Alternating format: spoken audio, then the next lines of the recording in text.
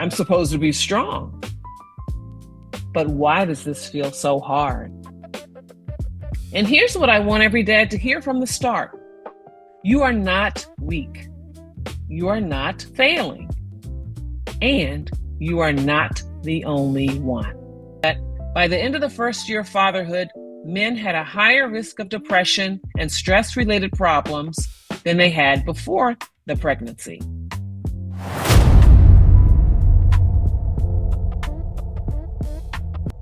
Today, I want to talk directly to new dads and to the people who love them. Because when a baby comes into the world, most of the attention naturally goes directly to baby and to mom. And that makes sense, right? Mom has carried the baby, given birth, and may be recovering physically and emotionally. But there's another parent in the home whose whole life has changed also, and that's dad. Sometimes he's struggling more than anyone realizes. He may not say much. He may keep showing up for work. He may handle the car seat, the bills, the late night diaper changes, the family visits, and the endless, what do we need from the store runs? But instead, he may be thinking, I don't feel like myself. I'm more irritated, frustrated, and downright angry than I used to be. I love my family. So why do I feel so overwhelmed? I'm supposed to be strong. But why does this feel so hard? And here's what I want every dad to hear from the start. You are not weak. You are not failing. And you are not the only one. There is research behind this. We know now that new fathers can experience depression, anxiety, stress, and emotional overload during pregnancy and after the baby arrives. One large study from Sweden looked at more than 1 million fathers and found that by the end of the first year of fatherhood, men had a higher risk of depression and stress-related problems than they had before the pregnancy.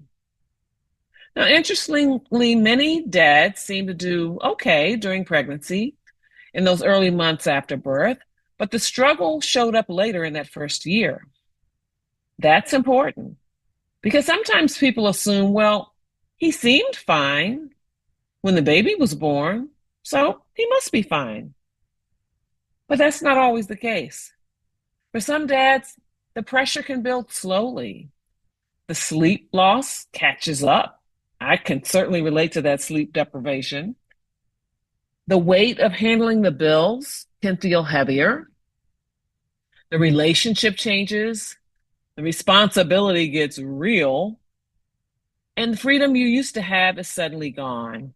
And nobody is really asking, how are you doing with all of this? So today we're going to talk about what new dads may be carrying, why it often gets missed, and what support can look like. And let me be clear, this conversation is not about taking attention away from mothers. Mothers indeed deserve and need care. Maternal mental health matters deeply. This is just about widening the lens because families do better when both parents are supported. So let's start here and acknowledge that this is more common than people think. A dad struggling after the birth of a baby just isn't rare. Studies suggest that a meaningful number of fathers experience depression or anxiety during pregnancy or in the first year after the baby is born. Some research estimates that 8 to 13% of fathers experience postpartum depression. So now let's put that into everyday terms. That means in a group of dads at a baby shower or in a small church group, a workplace, or at a neighborhood cookout, we're going to find the chances are pretty good that at least one of them is quietly having a hard time. But he may not be talking about it, and he may not even have the words for it. A lot of men don't walk around saying, I think I'm depressed. They may say, I'm just tired. I'm stressed. Or I'm good. I just need to push through. I'm not getting enough sleep. Or I'm fine. But fine can sometimes be a cover for something way, way deeper. And this matters because when a dad's mental health is suffering, it can affect more than just him. It can affect his marriage or relationship. It can affect how connected he feels to the baby. It can affect the mood of the home. It can affect how supported mom feels. And over time, it can affect the child too. That does not mean a struggling dad is harming his family. It does mean he deserves support earlier before the pressure gets heavier. So let's talk about why this often gets missed. One of the reasons is because depression and anxiety in men does not always look the way people expect. We often think depression looks like crying, sadness, or staying in bed. And sometimes it does. But for many men, it can look different. It may look like anger, snapping over small things, pulling away, working long hours, spending more time on the phone, gaming, scrolling, drinking, or just zoning out. They might feel restless, trapped, not wanting to come home, but feeling guilty about that, being physically present, but emotionally checked out. A dad may not even look sad, but he may look irritated. He may look distracted. He may look like he just needs an attitude adjustment when what he really needs is support. And that is why this conversation is so important. Because if we only look for one version of depression, we may miss the dad who is barely holding it together. There's another reason this gets missed. Many dads are used to being seen as the helper. At the doctor's office, people may ask mom how she's recovering. They may ask about the baby's feeding, sleeping, and growth. They might ask dad to hold the diaper bag or buckle the car seat. But they may never ask him, how are you doing? And many dads would not know what to say if they did. Because a lot of men have been taught directly or indirectly, be strong, provide, protect. Don't complain. Don't make it about you. Keep moving. Those are all heavy expectations. And while strength is a beautiful thing, silence is not always strength. Sometimes real strength is being honest enough to say, I need help. So let's talk about what makes this season so hard for dads. Becoming a father can be one of the most meaningful experiences of a man's life. But meaningful doesn't mean it's easy. A new baby changes everything. Your sleep changes, your money changes, your relationship changes, your schedule changes, your sex life may change, your friendships may change. Definitely your sense of freedom changes, and your identity changes. You may go from feeling like a capable man to feeling like you have no idea what you're doing, and that can be humbling. Some dads feel disconnected from the baby at first, and they feel ashamed to admit it. Some dads feel pushed to the side because so much naturally revolves around mom and the baby. Some dads feel the pressure to provide financially, especially if household income changes during maternity leave or child care costs increase. Some dads feel like they have to support their partner emotionally, but they're running on empty too. And some dads are carrying old wounds into this new role. Maybe they didn't have a father who showed them how to be present. Maybe they grew up in a home where emotions weren't talked about at all. Maybe they're trying to be a different kind of father than the one they had, but they are figuring it out in real time. This is a lot. And when you add sleep deprivation to that mix, even a strong man can start to feel worn down. So, what can this look like in real life? A new dad may be struggling if he notices things like he's angry more often than usual, he feels numb or disconnected.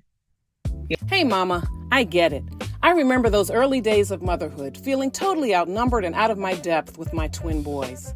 Mother's Work, Pearls of Wisdom and Gems for My Journey is the book I wish I'd had back then. In my mini motherhood memoir, I share the real, unfiltered moments, from overwhelm to breakthroughs. Along the way, I discovered 7 guideposts that helped me find my footing, and I think they'll do the same for you. And guess what? I'm giving the book away free. Just head to mothersworkthebook.com to grab yours. Just pay shipping and handling, and also get your hands on some wonderful bonuses. You don't have to do this alone. Let's walk this journey together. That's mothersworkthebook.com. Can't wait for you to read it. He avoids going home or stays busy to escape. He feels like he can't do anything right, constantly worried about money, safety, and the future. He's lost interest in things he used to enjoy doing. He feels jealous of the attention the baby gets and then feels guilty for feeling that way. He feels like everyone needs something from him, but nobody sees him.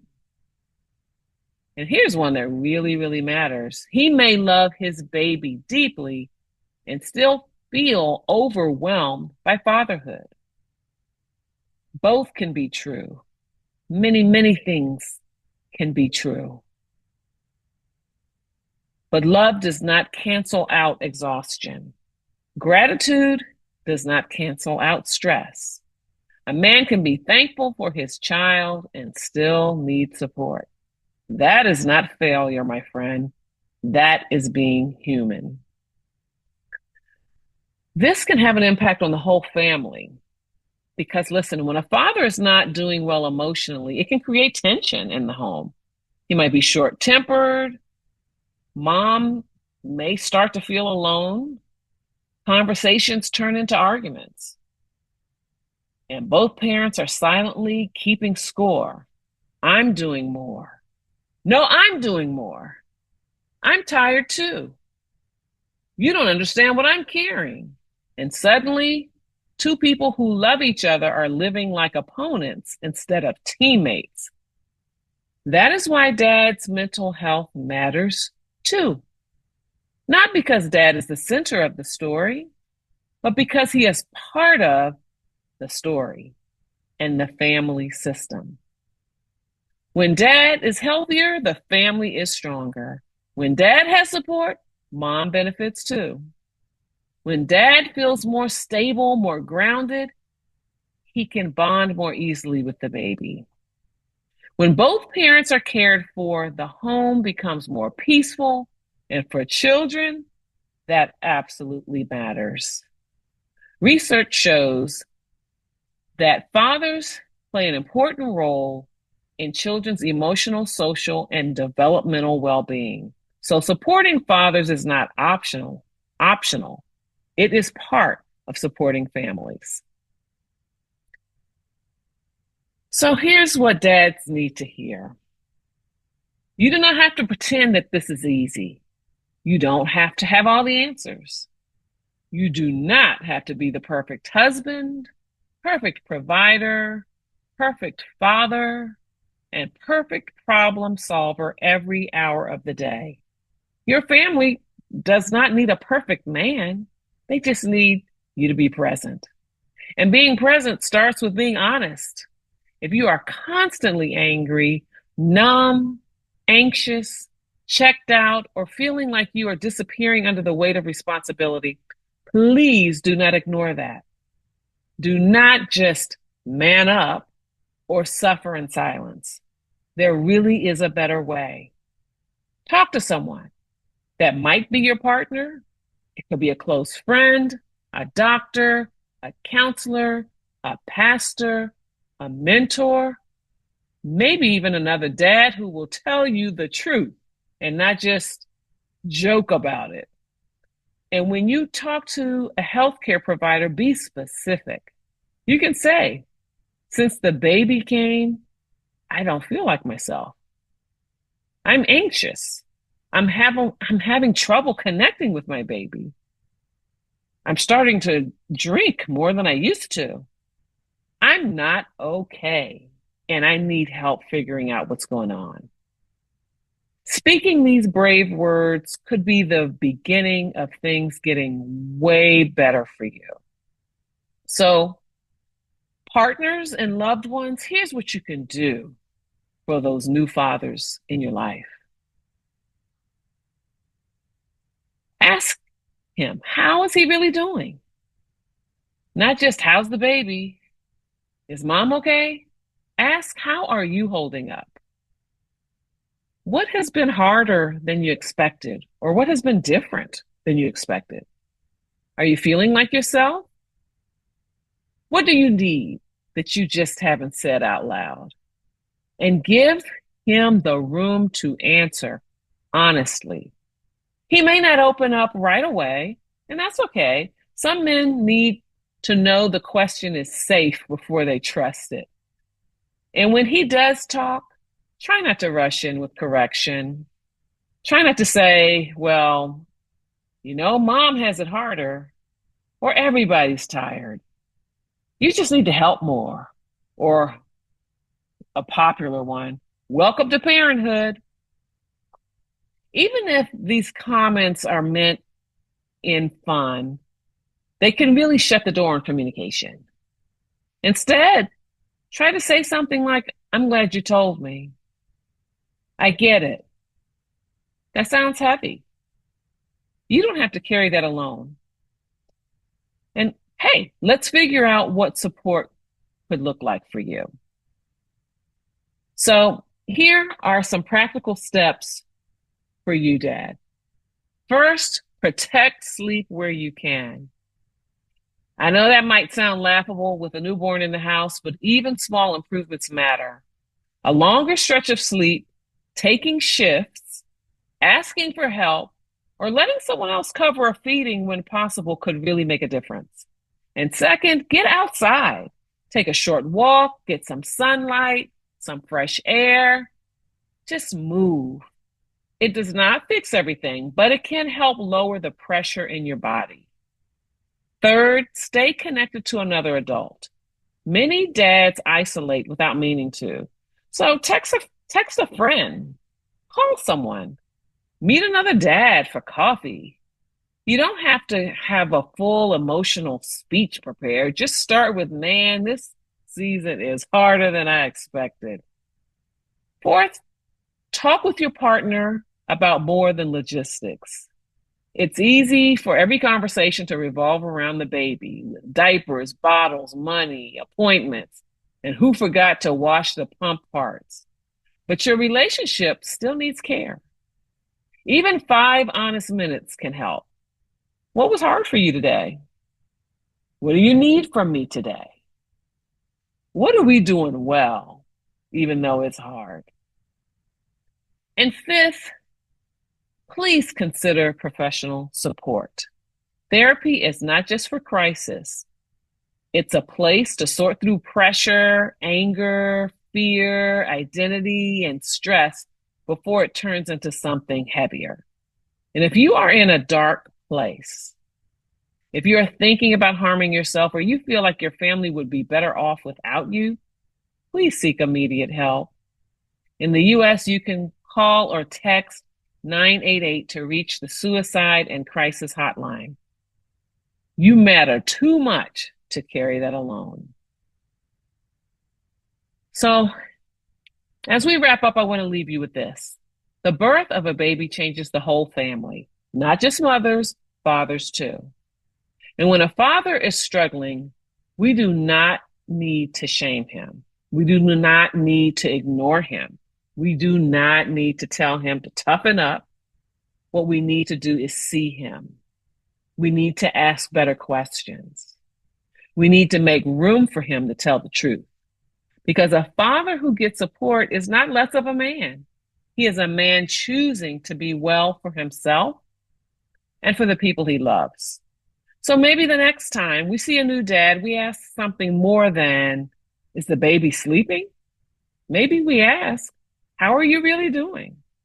And maybe we give him enough time and safety to answer. Thank you so much for joining me for this episode of the Parenting 411 podcast. If this conversation resonated with you, share it with a new dad, a partner, or someone who supports young families. Sometimes the most powerful thing you can do is make the invisible visible. And hey, let's stay in touch. Follow us at the Parenting 411 on Instagram to get the latest on what we're bringing to help you out on this parenting journey. Until next time, take care, and remember, it's never too late to be the parent you want to be. We bring you this episode for the purpose of information and entertainment only. It is not the intent or purpose of the Parenting 411 podcast or Carol Maletta to provide an exhaustive reference or guide on all aspects of parenting, childcare, and family life. You are strongly encouraged to read all available information, consult medical or other appropriate professionals, and pursue all reasonable means to learn as much as possible about parenting to complement what you gain here, and then tailor the information to meet your individual needs.